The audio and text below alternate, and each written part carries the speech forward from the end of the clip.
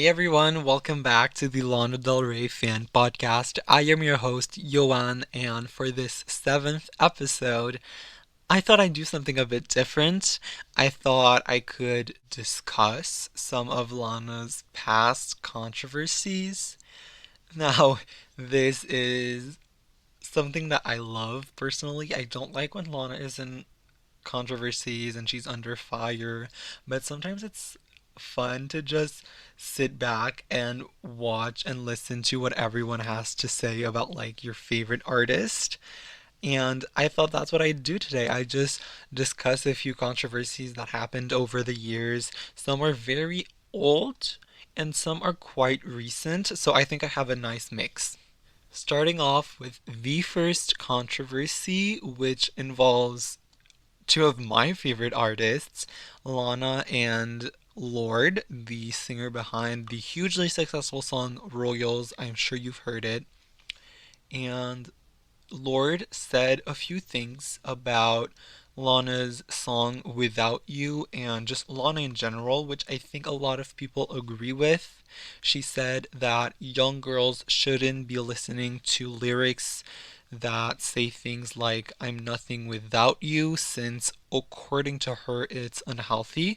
Now, I love Lord, I love Pure Heroine. I thought it was a great album, but I have to disagree with her. Obviously, I can understand where she's coming from, but when you listen to a song, in my opinion, me personally, I don't let it affect me that much. So hearing I'm Nothing Without You like on repeat won't make me do unhealthy things or won't glorify a certain type of relationship for me. I think that can happen for some people, but I don't think you should blame Lana for this. If she just wants to sing about her story, about her life, she can do that. And I don't think it's fair to criticize her for this, especially since the listener decides what song they'll be listening to. If I decide to listen to a Lana Del Rey song, I should just know that maybe if I let things affect me a lot, listening to these types of lyrics wouldn't be the best idea ever. So obviously, I understand where she's coming from, but you cannot blame Lana for that. And if you don't like Lana's music, if you don't like her lyrics, I think the best thing you can do is just ignore it. Ignore Lana, ignore her music, and just not say anything negative about it because that's something that I don't agree with. Saying negative things about people, whether or not you disagree or agree with them, I don't think that's the best way to go about things. The second controversy that I have is from 2014, where Lana said, or should I say wished, for something that people still remember to this day. While talking about her and her boyfriend's heroes in an interview with The Guardian, she said that her heroes were Amy Winehouse and Kurt Cobain, among many others. When she was told that the thing that links both of these people is death, the interviewer then asked if she found early deaths to be glamorous, to which Lana said, I don't know, yeah. Right after that, Lana then said the super famous, I wish I was dead already. Now, I'm sure you can understand why this was controversial, but right after saying that and the article came out, Lana received a bunch of backlash from people, fans, and the daughter of Kurt Cobain for apparently romanticizing the death of young artists. Lana then talked about the interview on Twitter and she said his leading questions about death and persona were calculated. She also said that the interviewer was sinister into leading her to saying what she said. The tweets have been deleted, but nothing disappears from the internet. And Lana also said that she regrets trusting The Guardian and that she didn't want to do the interview in the first place, but they persisted and then she did it and she said what she said, and this whole controversy kind of exploded mainly on Twitter. But a lot of people remember her from this backlash, which I don't think is fair to just categorize her for this one incident.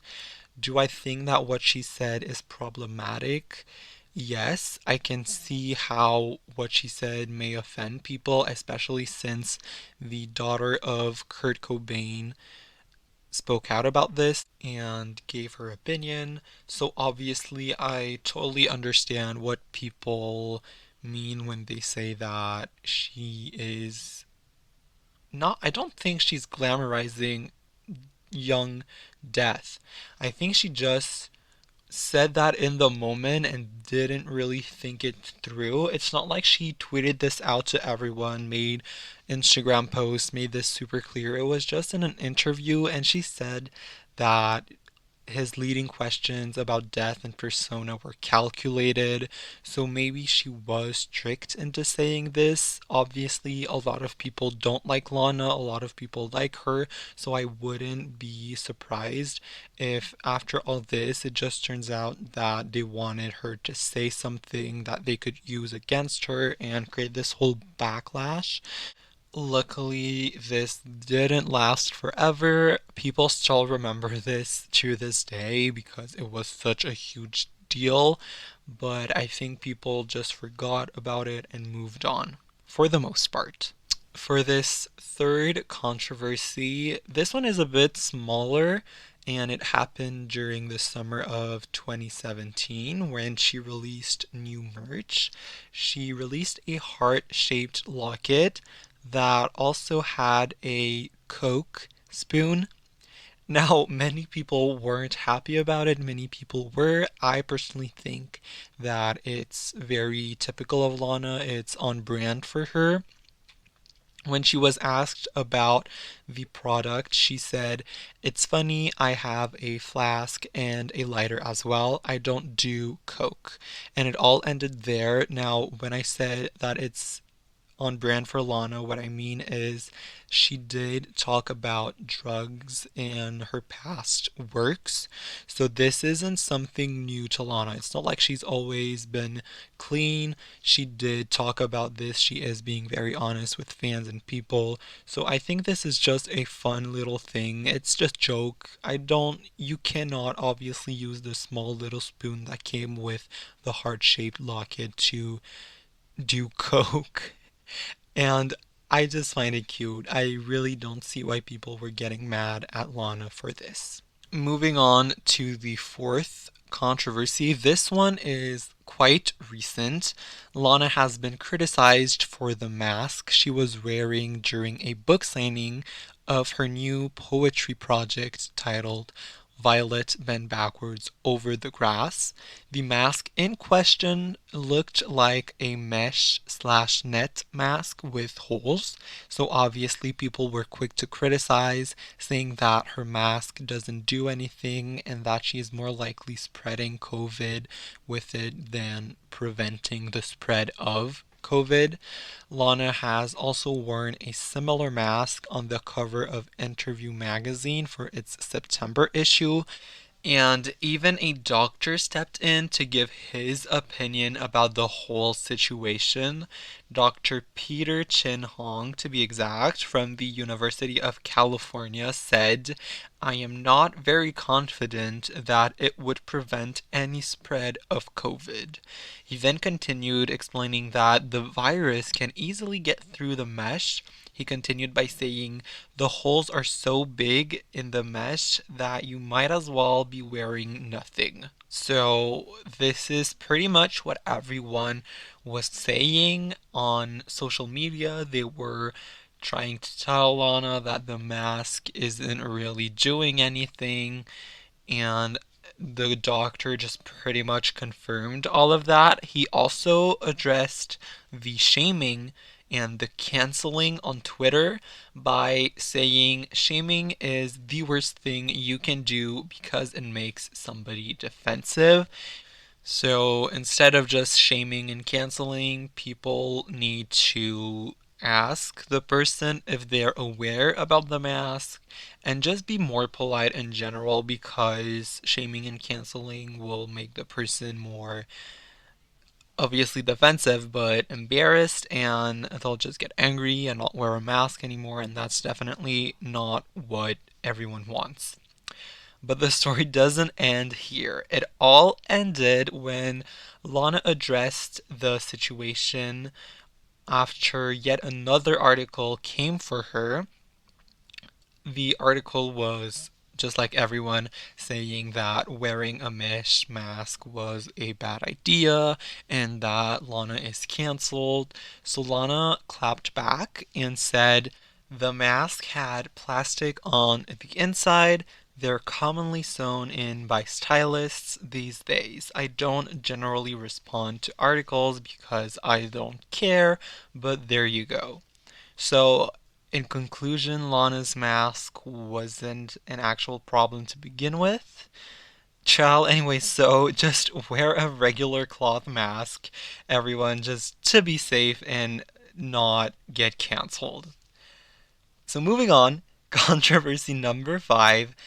This one happened during the 2020 elections, and someone on Twitter accused Lana of voting for Trump by saying, I just know Elizabeth voted for Trump. I wish I could look up her voting records. Something doesn't sit right with me. If you didn't know, Elizabeth is Lana's real name. So basically, this made Lana very angry because she is known for being anti Trump. She claims to have done witchcraft on him, and she responded to Kanye West wearing a Make America Great Again hat by saying, Trump becoming our president was a loss for the country, but your support of him is a loss for the culture. So, Lana's opinion about Donald Trump is very clear and very public. So, obviously, she was mad when someone accused her of voting for him. She replied to the user who said that and said, Go fuck yourself. The user then said that she has a Lana tattoo, and Lana replied with, Nah, read what you wrote, ho.